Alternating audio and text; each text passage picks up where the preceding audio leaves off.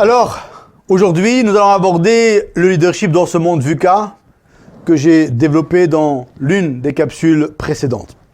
Donc ce leadership qui est nécessaire, comme je l'ai expliqué, pour pouvoir être successful dans le monde VUCA. Ce leadership aujourd'hui nécessite d'être en prise avec l'incertitude, comme je l'ai expliqué, avec au niveau environnement externe, l'internationalisation des échanges. Donc ça veut dire des gens différents avec qui parler, avec qui commercer. Ça veut dire ces défis géopolitiques qui peuvent avoir un impact demain d'une incapacité à pouvoir exporter ou travailler, notamment avec certains pays pour des raisons politiques. Les enjeux économiques, bien évidemment, aujourd'hui qui deviennent majeurs, qu'ils soient sectoriels, qu'ils soient macroéconomiques ou microéconomiques, bien évidemment.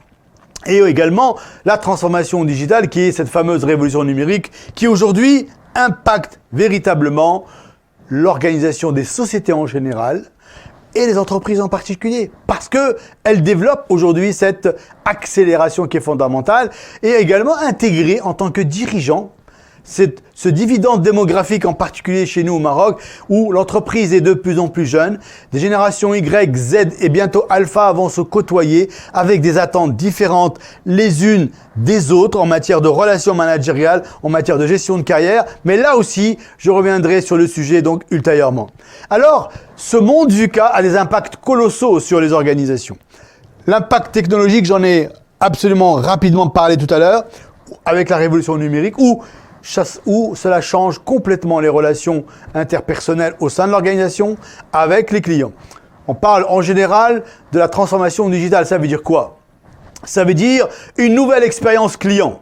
Ça veut dire une nouvelle expérience collaborateur. Ça veut dire une dématérialisation des process. Ça veut dire revoir et réinventer les process d'innovation au sein de l'organisation. Et ça veut dire de nouveaux modes collaboratifs, bien évidemment, qui sont fondamentaux. L'ensemble de ces éléments-là impacte ce que j'appelle l'agilité organisationnelle. Parce que le monde, je vous l'ai dit tout à l'heure, agilité d'abord, agilité first, et donc l'agilité est un gage de compétitivité et est un gage de mobilité en interne comme une mobilité en externe et aussi un gage de réactivité, d'adaptabilité dans un monde, comme je vous l'ai dit tout à l'heure, qui est de plus en plus volatile. Alors, en tant que leader dans ce monde VUCA, quand on voit ces impacts avec la techno, avec l'organisation bien évidemment, tout ça fait que l'entreprise et les attentes des collaborateurs nous impose à nous, en tant que dirigeants, de faire vivre les valeurs.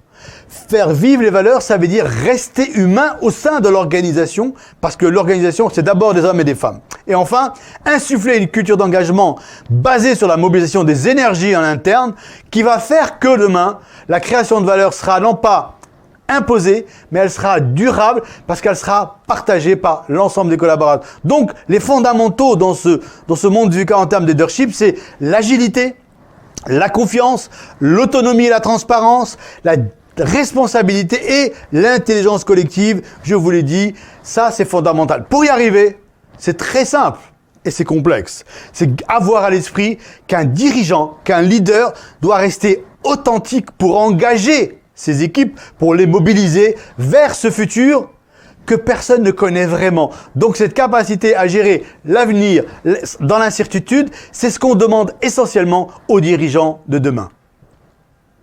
Pour ce faire, en conclusion de cette capsule sur le leadership et le monde de VUCA, un leader, ça libère. Un leader, ça fait grandir. Un leader, ça anime avec de l'intelligence collective en permanence parce que lui-même a un niveau de coefficient émotionnel important. Et ça, c'est fondamental et c'est comme ça qu'on assure la pérennité d'une organisation.